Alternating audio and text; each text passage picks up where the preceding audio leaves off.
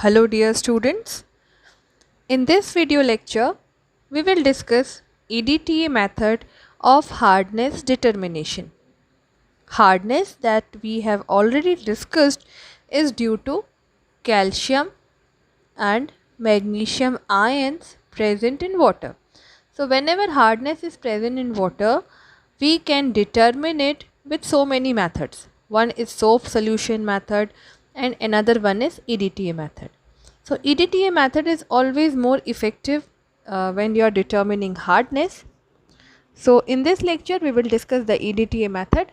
What is the principle behind EDTA method? The principle is hardness due to calcium and magnesium ion in water is estimated by titration of water sample with standard EDTA solution using EBT indicator, that is Erichrome black tea indicator. So maybe you have performed this titration in your laboratory and the calcium and magnesium ion you know very well forms a very stable complex with EDTA known as the chelate, and you are using EBT indicator here again, which is known for the complex formation with calcium and magnesium ions. So therefore we also call this titration as the complexometric titration, since they are involving formation of stable and unstable complexes with metal ion. So it is known as complexometric titration or complexometry. In this titration, in this process of determination, standard EDTA solution is generally prepared by dissolving disodium salt of EDTA. Here you can see the structural formula of disodium EDTA. This is 1 and this is 2. 2 sodium are there in the EDTA. EDTA is actually a tetravalent ligand. 1, 2, 3, 4. So tetravalent ligand, and it is capable of giving 4 H plus ions, but we are using disodium salt here. Why is it so? Because only this salt is soluble in water. Other salts of EDTA like trisodium or monosodium salt, they are not soluble in water. So we have to use this disodium salt. The indicator we are using in this process is EBT indicator, Erichrome black tea. Here you can see the structural formula of EBT along with the chemical name. 1 hydroxy, 2 naphthyl azo, this is azo, 6 nitro, 2 naphthol and 4 sulfonate. So this is EBT indicator. EBT is the commercial name and it is very effective between pH 8 to 11. So the pH in this titration is always maintained at 10. And how can we maintain pH? By simply adding some buffer solution. So the buffer we are employing here is ammonia buffer, which is prepared by mixing a definite quantity of ammonium hydroxide and ammonium chloride. So this buffer of pH 10 when added into the solution maintains the pH at 10 and resists any change. What happens in this titration? In a conical flask you take water sample. Generally the water sample is pipette out using a pipette of 20 ml, 50 ml or 10 ml, and you take a definite volume of water sample inside the conical flask. Now you add buffer solution. Buffer solution is for maintaining the pH at 10, and we use what? We use ammonia buffer. Ammonia buffer, that is solution of sodium ammonium hydroxide and ammonium chloride. When you add buffer solution to the water, its pH become 10. Now you add a few drops of EBT indicator. Now originally EBT indicator is of a blue color and its solution is prepared in alcohol. So when you add EBT to the water sample, that is actually hard water containing calcium and magnesium ions. So this EBT instantly gives a wine red color. This wine red color is due to formation of unstable complex with calcium and magnesium ion, and a wine red color appears here. After adding buffer and EBT, when you start the titration and you add EDTA from burette, what happens? This EDTA forms a very stable complex, replaces all the EBT in the complex with EDTA, and at the end point what happens?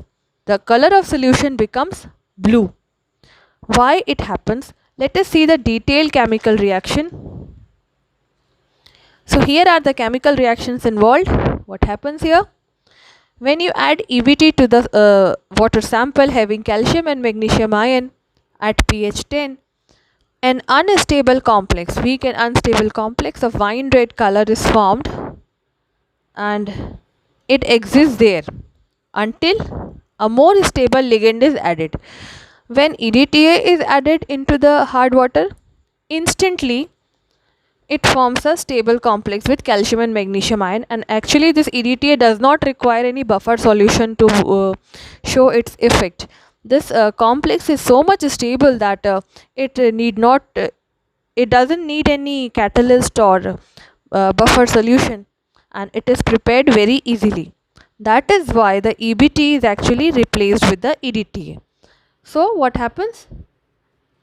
When the solution containing EBT and buffer solution and having this weak complex, you add EDTA solution, this EDTA replaces EBT because the metal ions have tendency to form a more stable complex, and EDTA forms complex with calcium and magnesium ion. Now this specific type of complex is known as chelate, and such ligand forming chelates are known as chelating agent. So this EDTA calcium magnesium complex, actually this slash indicates that the EDTA may form complex with either calcium or maybe magnesium. So the complex is known as the chelate and EDTA is known as chelating agent. Chelates are those metal ion ligand complexes in which the chelate, the ligand, actually holds the metal ion like this, like the pincer of the claw. So such complexes are very stable due to decrease in the entropy and stabilization of the complex. And what happens? EDTA is formed, it is colorless, and what happens? The EBT is now free, it comes back to the solution, and since its original color is blue, the color of solution becomes blue at the end point. So as soon as the blue color comes, you get the end point. Now what you do? You perform the calculation at the end of the titration by employing simple normality equation N1V1 is equal to N2V2. Since you have prepared a standard EDTA solution, suppose for EDTA, normality of EDTA or molarity of EDTA is taken here, and this is volume of EDTA, whatever it is used. Here N1 you are calculating and V1 is the volume of water sample. So when you divide the volume of water sample, maybe it is 10 ml or 20 ml, it depends what type of pipette you are using. And after getting this normality of water, you can get the strength.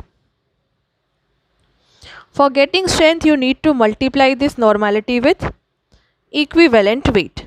For calcium carbonate, this equivalent weight is 50. So 50 grams per liter, or you just convert it into milligram per liter by multiplying with 1000 milligram per liter. So this is what? This is hardness of water in milligram per liter or ppm. So this is the calculation for this titration. Thank you so much.